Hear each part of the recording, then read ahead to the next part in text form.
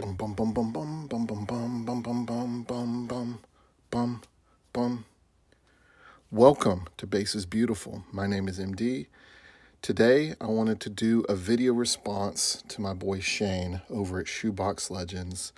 I assume most of those who are watching my videos already know about Shane and his channel. If you don't, definitely go check him out. But even if you do follow him, especially check out a recent video he did called 26 for 26.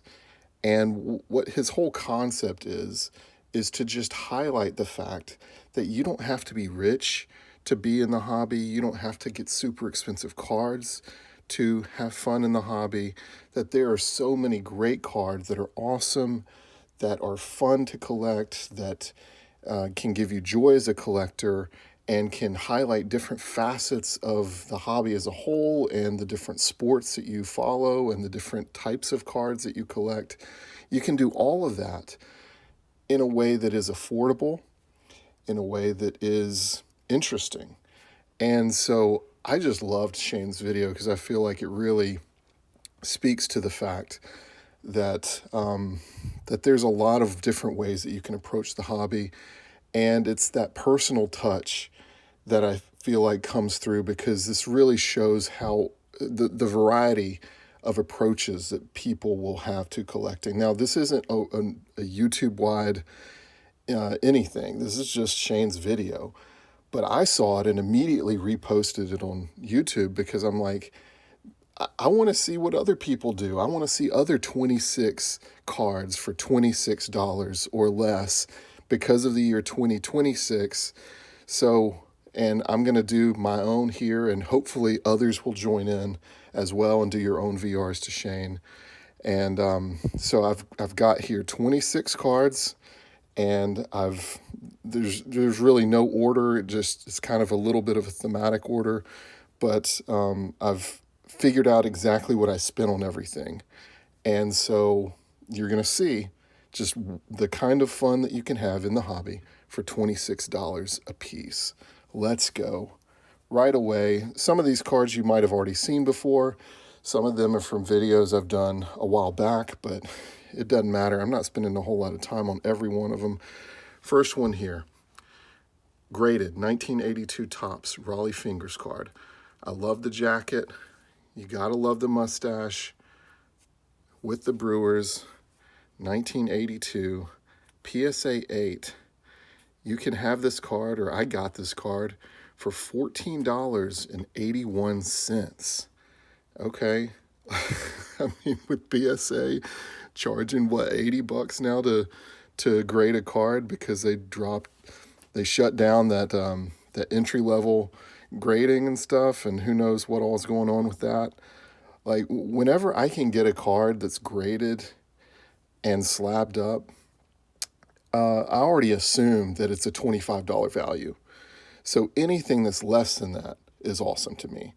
And when I'm getting a Hall of Fame player deep into his career at this point, but still, like, he's a cool player, he's collectible, he's interesting, and it's a good looking card and part of this 1982 Topps run that I'm trying to do. So with that in mind, I also have a 1982 Topps football card of Joe Theismann. Theismann? Anyone want to offer a guess? PSA 9 this time. Awesome looking copy. Great card of an awesome quarterback from that time. Also part of a little jacket run here. Watch out. Little athletes in puffy jackets run. Who's ready to start that one? The Theismann was more. It was $22.46.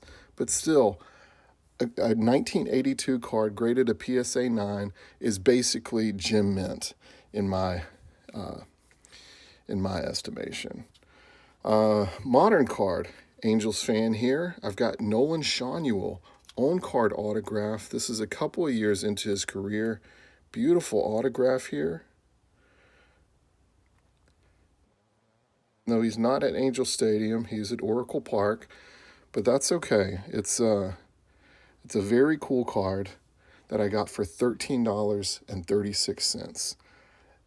a modern player currently active in the game of baseball right now. I can turn on the Angels game tonight, and I'm going to see Nolan Schanuel playing first base for the Los Angeles Angels. And I have an on card autograph of that player right here on a very awesome Stadium Club card. How cool is that? Now it looks like he's 1982 Topps Joe Theismann, so awesome. All right. Well, I don't know, is $13 or $14 a little too rich for you?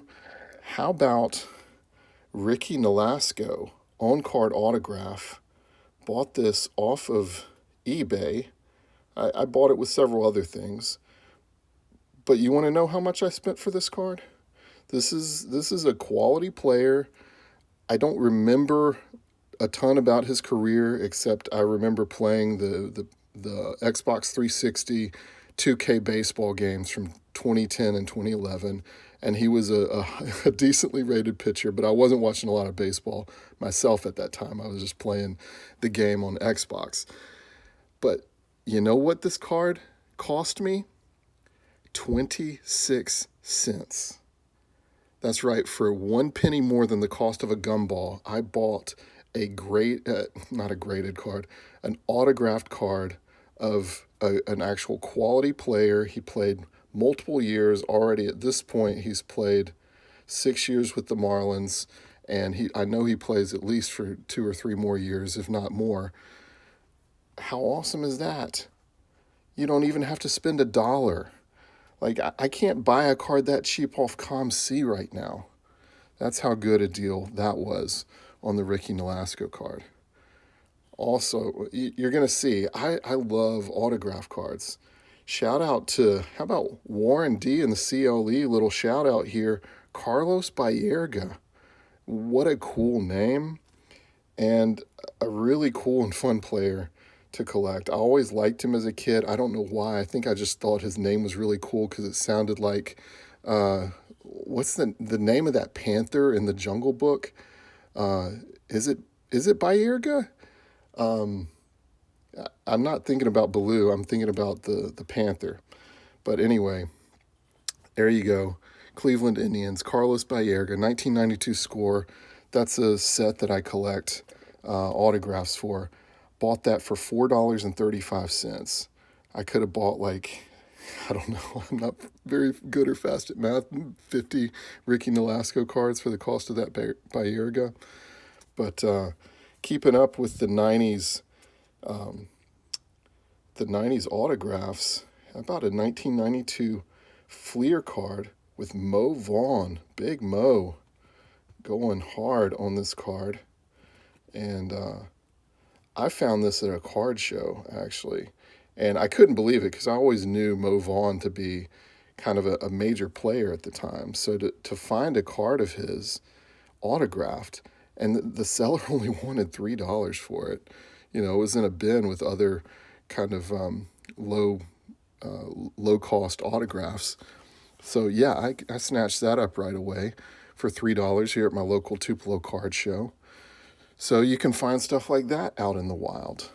You don't have to spend big money. Didn't even spend a big $5 on that card, and got an awesome, iconic player of the 90s to me, and very cool also because he also played for the Angels later on. So it also serves that purpose of giving me an autograph card of players who played for the Angels.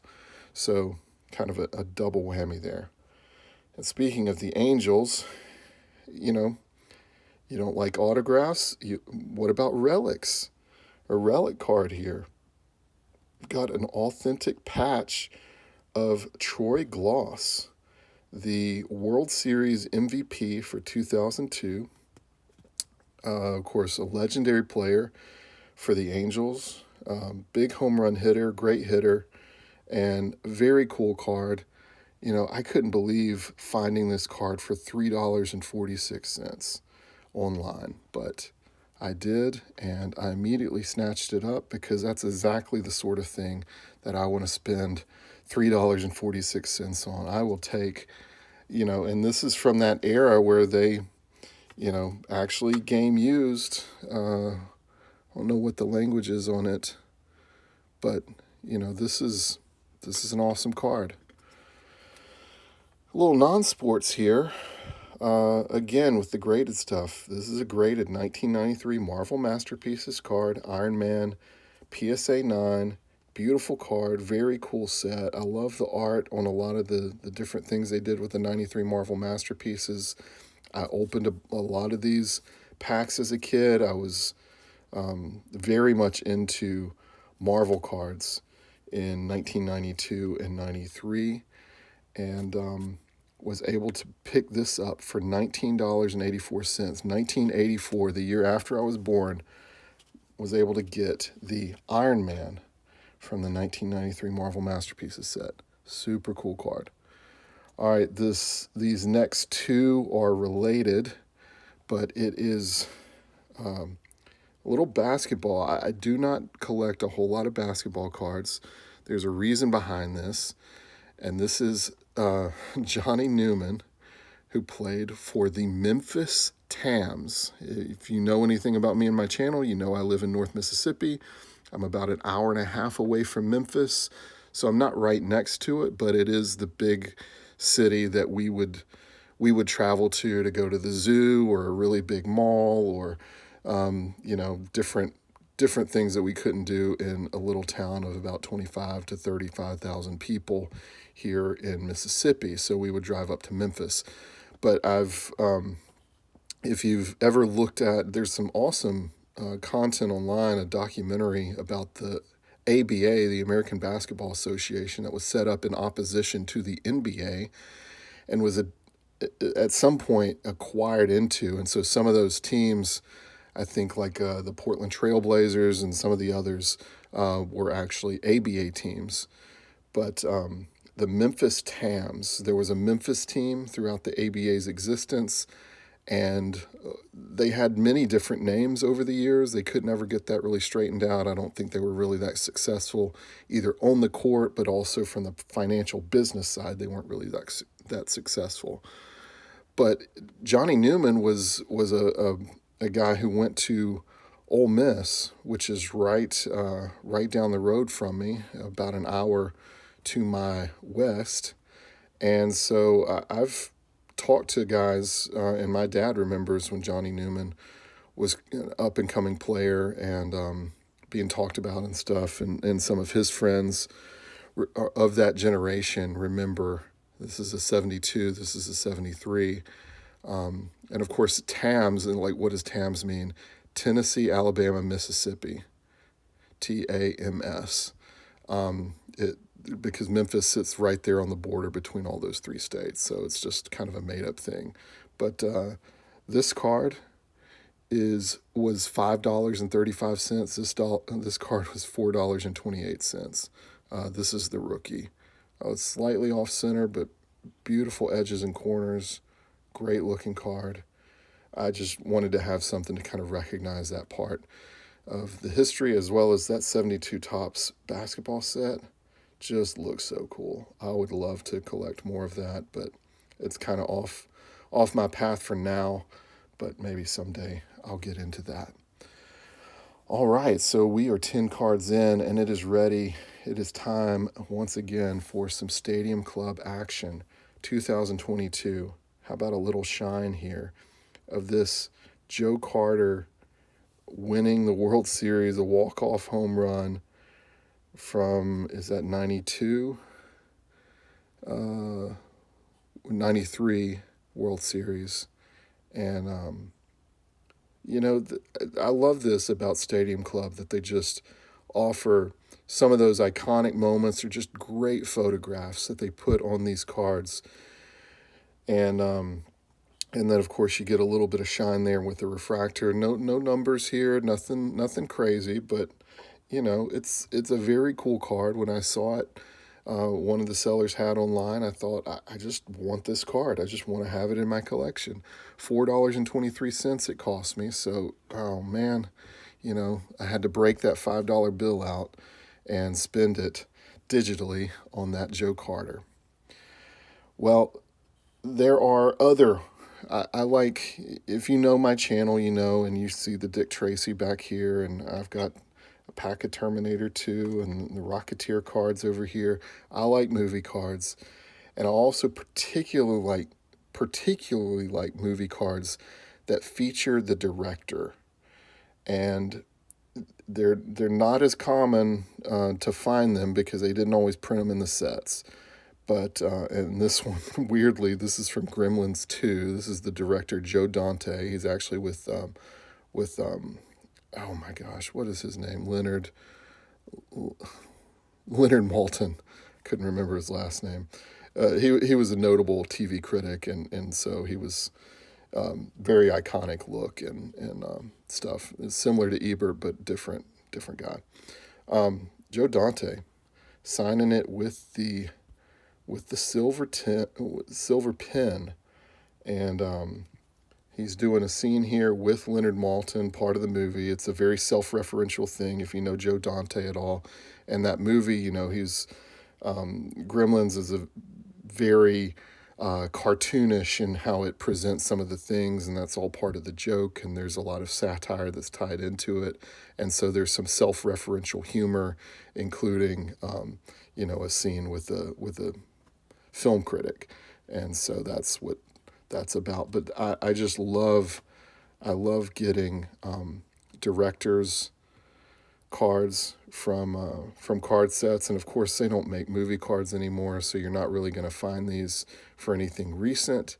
And even back in the day, they didn't necessarily try and feature the director or any of the behind the scenes crew on any of those cards. So I love finding something like that.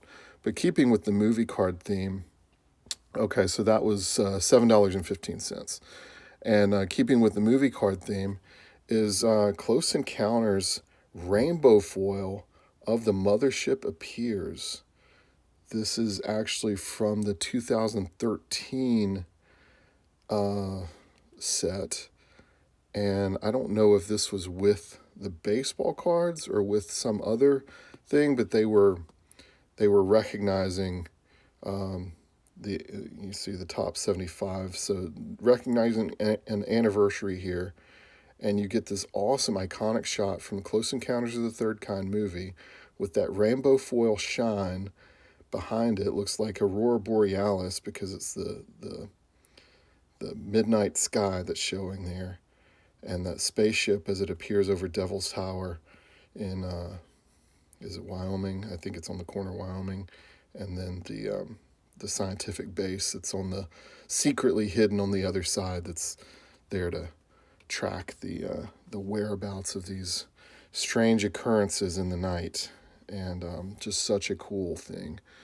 Awesome movie, very cool card. If one of my early videos, I actually rip a bunch of packs of that set, not the 2013, but the original 78 tops Close Encounters cards, looking for the Steven Spielberg director card, his rookie card, so to speak, and ended up pulling one, and got that sitting over here. So that card, cost me a whopping $3.04. So again, just the things that you can do without spending a whole lot of money. And not to be outdone, about Hall of Famer Rod Carew in the 1983 top set. This is a super veteran. It's kind of showing the span of his career to that point from 67 to 83. I get that this is not like a super, chase card in anybody's collection. But do you want to know, part of why I pulled this is because the price I got this card for was less than the cost of this movie card. This card cost me $2.69. What? How on earth am I getting graded Hall of Fame players, granted late in their career, but still, like, how am I getting that? Just, there's so much stuff you can do once you kind of break out from some of the well-beaten paths, and you start, like deep collecting a player like that. That's where you're going to find a crazy deal like that just comes up. Yeah, I mean, it's a PSA 7, but it's like, and I wasn't trying to have this card in my collection, but I'm like, for $2.69, how am I not going to have this in my Rod Carew player run? And it's cool because it's got two different images of him, one when he's younger playing with the Twins and one when he's older playing with the Angels. And if you know the history of Rod Carew, those are the only two teams he played for. So awesome. I've got his complete career on this card, even though he still plays for a couple more years with the Angels. All right, how about a multiplayer card, another graded one here. This one cost me a whopping $16.04. But look, this is Mike Trout, Adrian Beltre, 2013. This is the 2012 American League batting average leaders. Batting average is a cool stat. I really love it. Obviously, it's an iconic stat, but it's not really one that people collect. This card is a PSA 10, Gem Mint, like a true Gem Mint card. Everything about this card is perfect, and I got it for less than $20. And it's got 3 Hall of Fame players on it. Obviously, these two haven't been formally inducted yet, but they will in time. Adrian Beltre very recently was. So why wouldn't I have that? I get that there's, variations and stuff that you can chase, but this is a beautiful base card of 3 Hall of Fame players celebrating an iconic moment in their careers, and I am totally here for that. All right, so you got base cards here, but I know some of you guys are really into some shiny cards. So how about a little bit of Adam Wainwright? Shout out to John at Nerding Out with the Cards. I think that's the proper name for his channel. Big time Cardinals fan. I know he enjoys my channel a lot. I enjoy his as well. I love this card. I love the color match with the Cardinals red. Of course, if you know, trying to collect a team like the Angels that has the red, you know that red is the harder one to come by and to get those cards at. So I can't afford like the Mike Trout reds, but I can afford this Adam Wainwright red, numbered out of 100, 18 out of 100 here. And this card cost me $13.90. And I have a beautiful card in my collection. And kind of paired with that, how about Hall of Famer Fred McGriff, my favorite player as a kid growing up. Braves fan in the 90s. This is not one of the numbered cards because people don't care about blue or whatever the shape is. I don't care. Like, this is awesome. So we got color match with the Braves blue, color match with the Cardinals red. Great looking portrait too here of Fred McGriff. Looking right at the camera.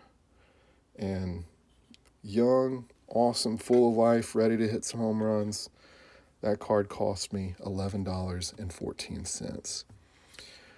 Well, it doesn't have to just be new players and kind of current generation stuff.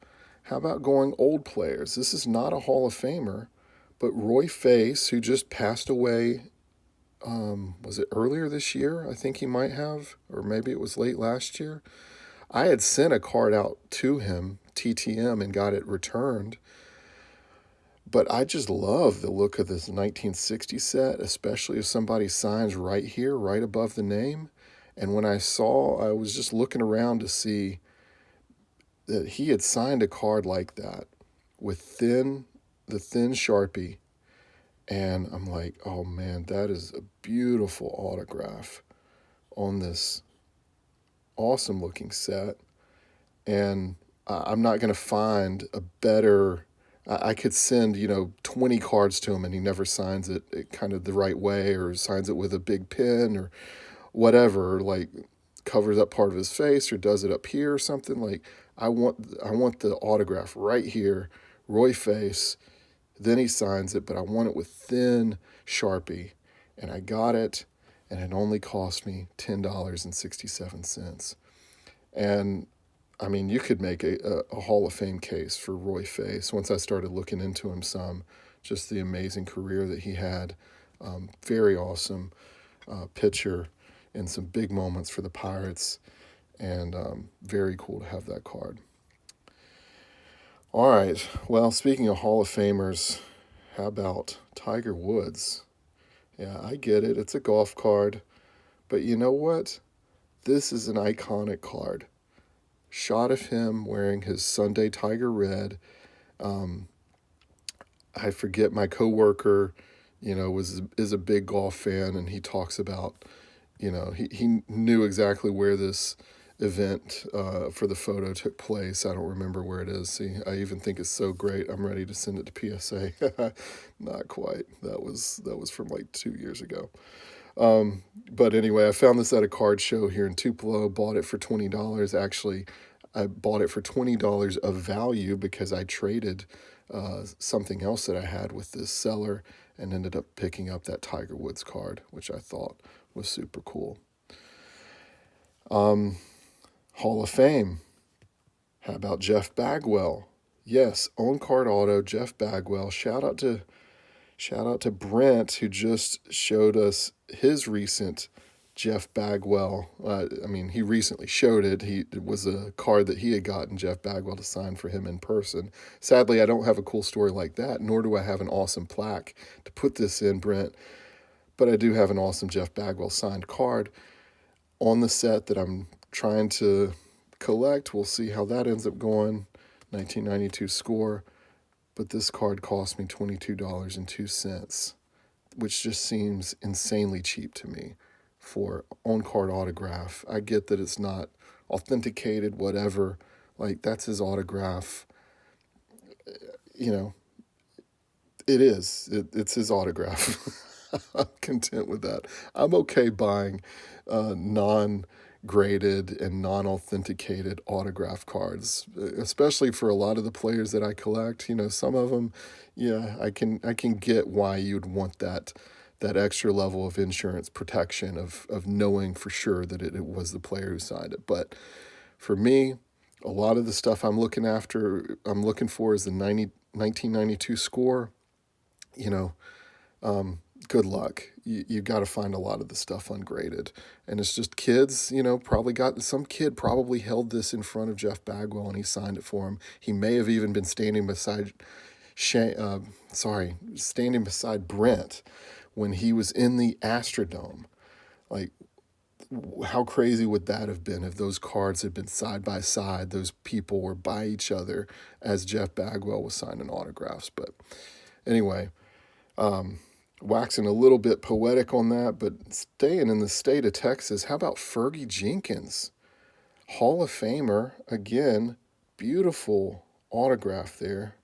Blue Sharpie, matching the Texas Rangers powder blue jerseys. How is this card? How am I? I saw this card and I bought it for $10.69, and I could not believe that I was finding a card like that of a player of that caliber signed, and he's a Hall of Fame player, and I'm getting it for $10. That is just crazy to me. I don't know. Other people's systems of value are obviously very different from mine, but that's okay. I will enjoy that. I will take advantage of that with the way that I end up collecting. All right, just 6 more here. I know this is a super long video, but, Shane kind of set us up for a super long thing if we were going to get into it. Part of my Gem Mint 1s collection here. Yes, you can collect 1950s cards of Hall of Fame players. Yes, you do have to allow for a little bit of dents and dings and even creases and cracks and curved corners and smudges and everything else. But look at this card though. This is awesome. This is actually a really well-centered copy of an Al Kaline Detroit Tigers 1957 card, graded with the less preferred CGC. But part of my project is I want them all graded a poor 1, which I do not call poor 1s. I call them Gem Mint 1s because I think these are awesome cards. This is a 1 of 1 right here. No one else has this exact look of card with crack, crease, corners, smudges, everything, centering. I have this one. No one else has it. That's a 101 in my book.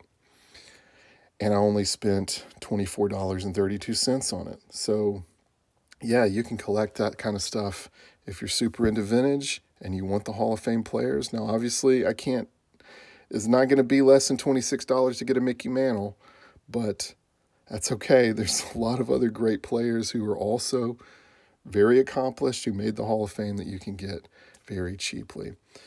There's also players that nobody cares about from the 90s that you can swoop in and like pick up this PSA 9 of Walt Weiss's rookie card on 1988 Fleer Glossy. When I was looking for his rookie card, I actually forgot that Fleer made a glossy set similar to the Topps the Topps Tiffany, and so he shares it with Dave Otto, who I don't know anything about, but obviously was a teammate with him in Oakland, and very glad to have that as part of my collection. $20.59. All right, 1961. If you like old cards, you can also find them in really good shape if they are players that are undervalued, like Leon Wagner. 1961 Topps in an SGC 5. It's a little off center, but it's a beautiful copy. Good edges and corners. Also an amazing portrait of actually a very tragic story. I'm not going to go off the cuff trying to recount his story because I don't want to get the details wrong. I'll save that for another video sometime. But he played with the Angels, but before that he was with the Giants and played alongside Willie Mays and was part of a bombing corps of those two guys because they were both big sluggers. But that's an awesome portrait of a forgotten player in a very good high-grade copy for the time. I mean, that's a 5, one less than the 60s. So people desire the 60s and a 6. I got that card for $25.69. So getting to the top of that price range, but still nevertheless falling under that $26 threshold. All right, how about another Hall of Fame player? Gil Hodges, 1957 Topps in a PSA 1. Again, oh man, is that a little bit of tape residue we have here? A tape parallel. Shout out to Josh over at Peeps. And, this is one of those iconic players that people like collecting. Gil Hodges. You get a little stains and smudges on them. Suddenly, card values like this go down, and you can get them for $22.45 in this case, which is a perfect price for that kind of collection of my Gem Mint 1s. And topping it all off is a card that's not a Hall of Fame player, but you could arguably say he's a Hall of Fame director because he is the one who gave us the legendary creation of Star Wars. That is right. It is George Lucas on a 1977 Topps Star Wars card from the year that the movie came out. Well-centered copy. Like it a lot. Of course, those movie cards usually didn't have anything on the back. It was just part of a puzzle or poster kind of thing. It's PSA 6 here. Awesome card. I love, I have the additional, if there's options with a director, I love to find one where he's engaged with an actor or there's some piece of machinery, like you got a little bit of a light back there, sitting in chairs. Obviously they're kind of filming some scenes around Tatooine, the sets. And so awesome card here. Got this card for $26.01. So yes, Shane, I went 1 cent over on this one, but it's okay because I know you love Star Wars, and I do too. And that's an awesome card to conclude the 26 for 26 in 2026. So how about that? This is what you can do, all the kinds of things that you can collect without spending a lot of money, without breaking the bank. You can still have a lot of fun in this hobby. So if any of you stuck through and watched this whole thing, thank you. I appreciate you spending some time with me. I had fun looking through and picking out what I was going to show. I hope other people will join in and show some of their, just pick out 26 cards that you know you spent less than $26 on. I'd love to watch those videos. Tag me in the description or something, or in a comment, or let me know somehow that you've done that. Do a VR for Shane at Shane Shoebox Legends, and let's fill up YouTube with the awesome things that you can do without spending a lot of money. Because I think that's the funnest part of the hobby, is that you don't have to go crazy. It's fun to go crazy sometimes. It's fun to spend on a big card, but also just pick up the little things that bring you joy along the way. That's what I like to do. Hopefully you do too. Thanks for spending some time with me. We'll see you next time.